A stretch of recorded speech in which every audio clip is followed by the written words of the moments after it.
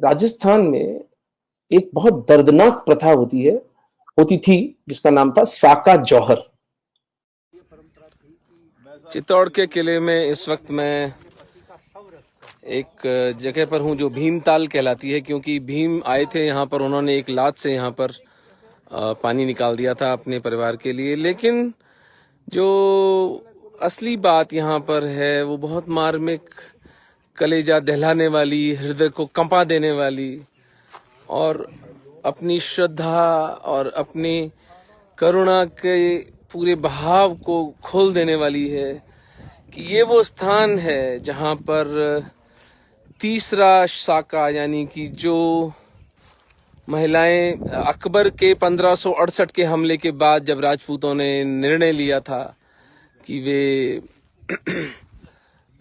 लड़ते हुए जाएंगे बाहर और स्त्रियां सब जौहर कर लेंगी, एक भी स्त्री इस किले में अकबर को नहीं मिली थी। ये सब वो स्त्रियां हैं जिन्होंने इस भीमताल में स्नान करने के बाद चिता में प्रवेश किया। ये उनके पंजों के निशान हैं। ये वे स्थल हैं। अलग अलग कुल की स्त्रियों ने अलग अलग तरीके से यहाँ जौहर किया था। ये सब उनकी स्मृति में बने हुए शिलाखंड हैं। ये हमारे पुरखों की त्याग के अवशेष हैं, जिन्होंने मरना, जीवित जलना उचित समझा, लेकिन मलेच्छों को, उनके शरीर को, उनके मृत शरीर को भी हाथ नहीं लगाने दिया।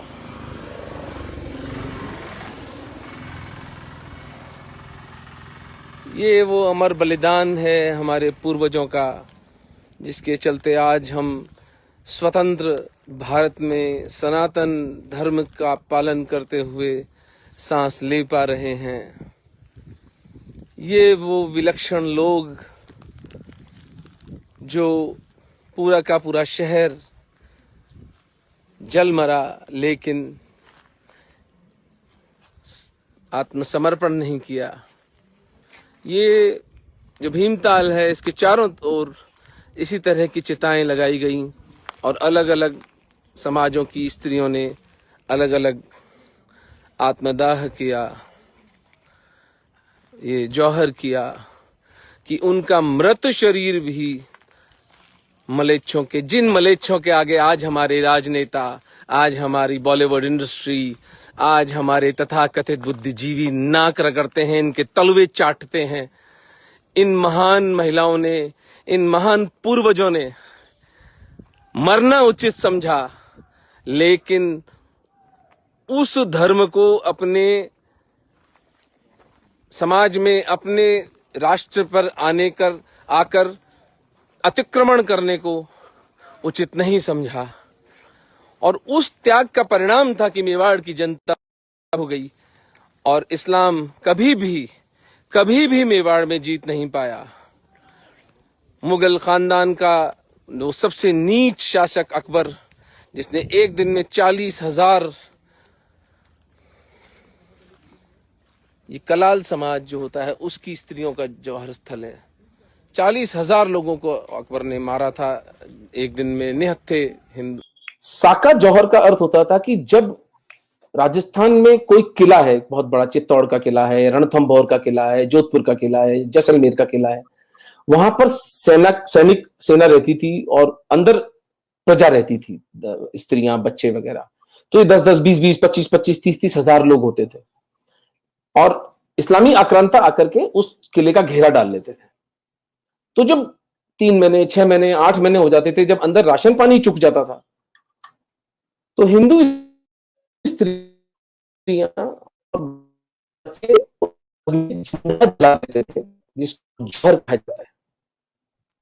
और जो पुरुष होते थे वो सर पे केसरिया बांधकर इन बच्चों की और अपनी पत्नी की चिता की राख अपने शरीर पे मल के बाहर लड़ने जाते।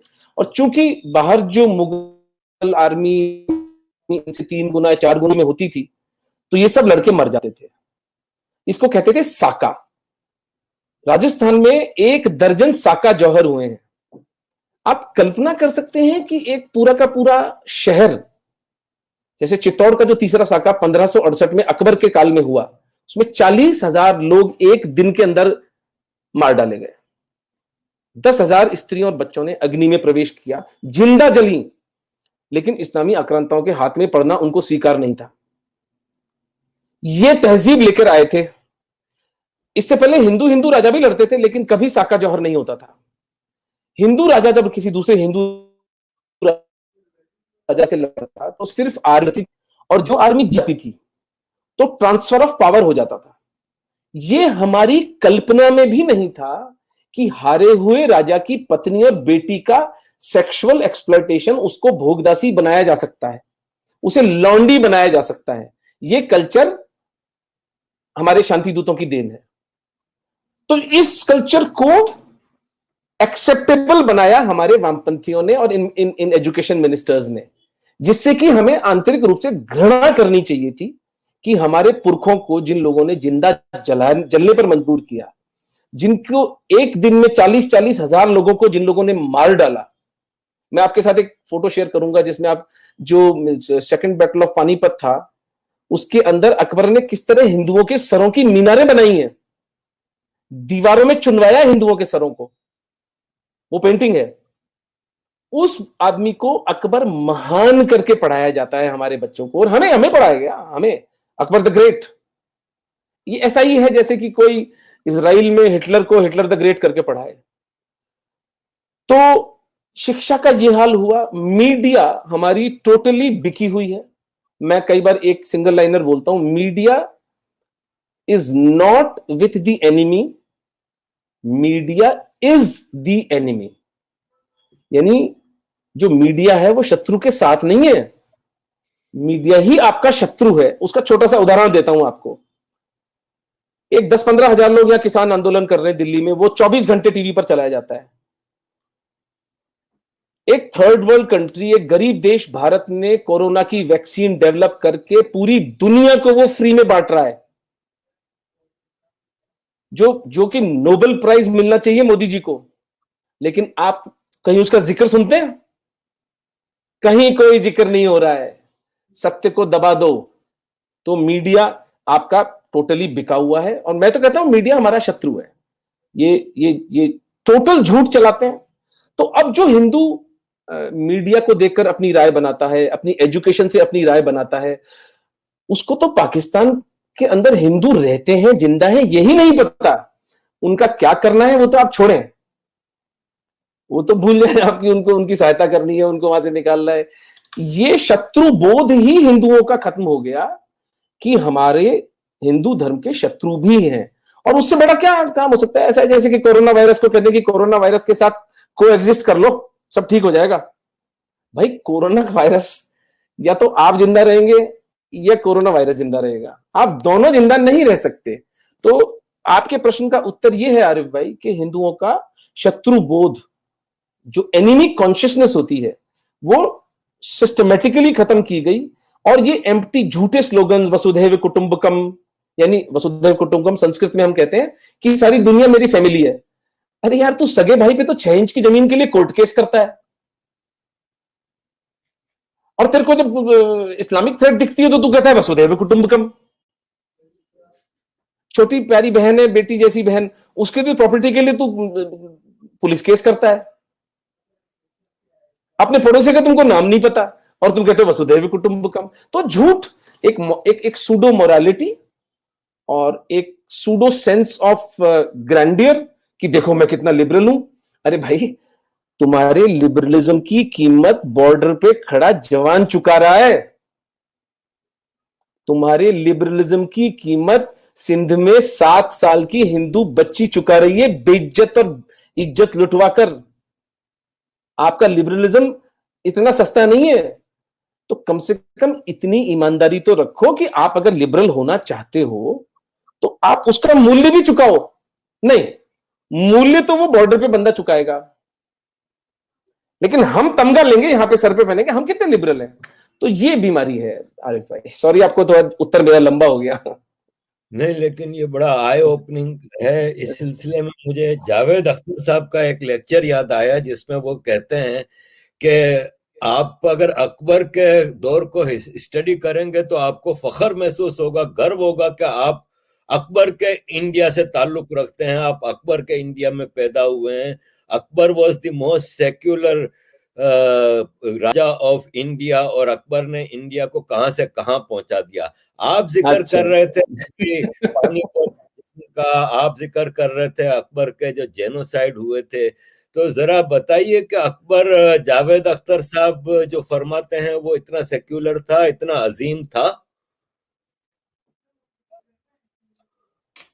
अकबर मेरे विचार से जितने भी इस्लामी आक्रांता हुए हैं उनमें सबसे गंदा और सबसे मलिन चरित्र का सबसे नीच था तो वो अकबर था। और उसका कारण मैं आपको बता देता हूं। नंबर 1, अकबर ने हिंदू राजाओं की लीडरशिप को परचेज किया।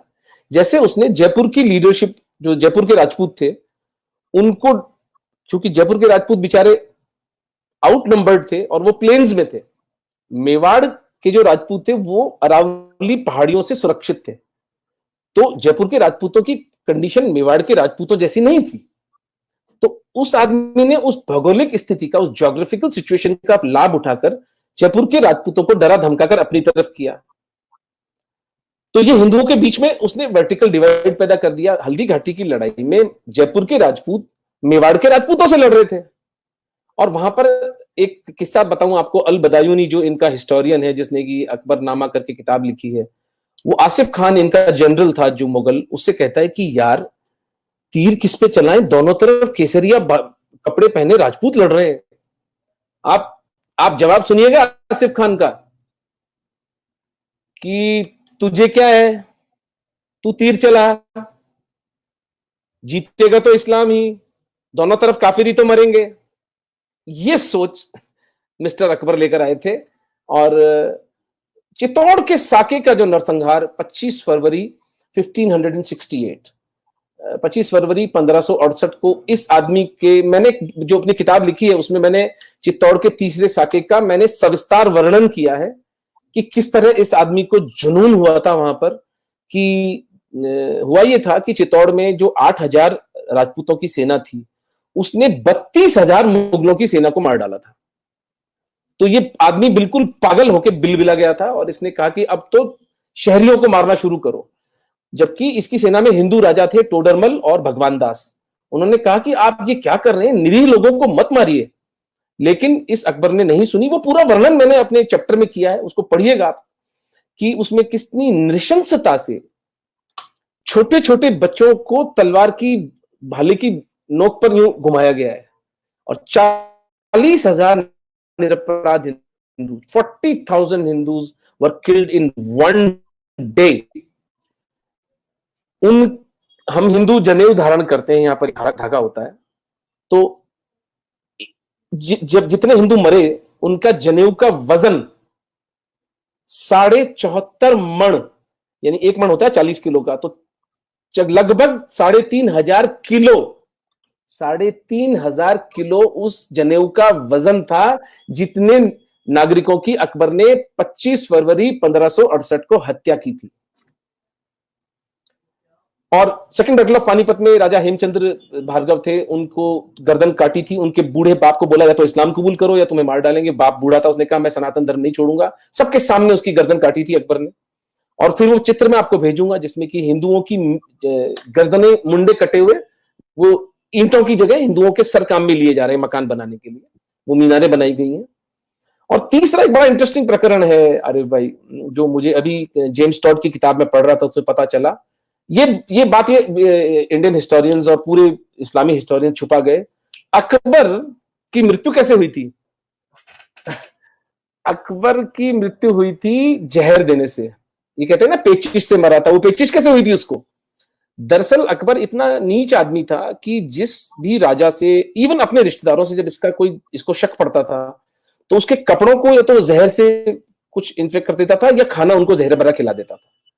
तो इसको शक हुआ राजा मानसिंह पर, जयपुर के राजा मानसिंह जी, जो जिंदगी भर इसके लिए लड़े और उसको बेटा बेटा कहता था ये, तो उस पर शक हो गया मानसिंह जी पे। तो इसने अपने रसोइये को कहा कि इनको जहर वाला खाना और मेरे को तो दुर्भाग्य से वो खाना, हमारे सौभाग्य से वो खाना पलट गया। मानसिंह जी ने ढंग का खाना खा लिया, अकबर ने जहर बुझा खाना खा लिया। तो ये बूंदी के एनल्स में रिकॉर्डेड घटना है कि अकबर का देहांत कैसे हुआ था। लेकिन अगर ये घटना बाहर आ जाएगी, लोगों को पता चल जाएगा कि ये आदमी कितना गंदा था, तो अकबर द महान का नैरेटिव कैसे चलेगा? तो अकबर और एक घृणित काम करता था, ये एक प्रथा चलाता था 9 रोजों की, यानी हर राजपूत राजा की इसके हमें बीतेंगे। लेकिन तब जयपुर के राजाओं ने विरोध कर दिया कि अगर ये करेंगे तो हम आपके साथ नहीं है। लेकिन इसकी मंशा आपको बता रहा हूं कि इस आदमी ने ये तक करने का प्रयास किया था हमारे साथ। तो सबसे घृणित राजा अगर कोई था हमारे पूरे 1400 साल के इतिहास में, तो वो अकबर था। और उसके मैंने आपको तथ्य रीजंस बता दिए।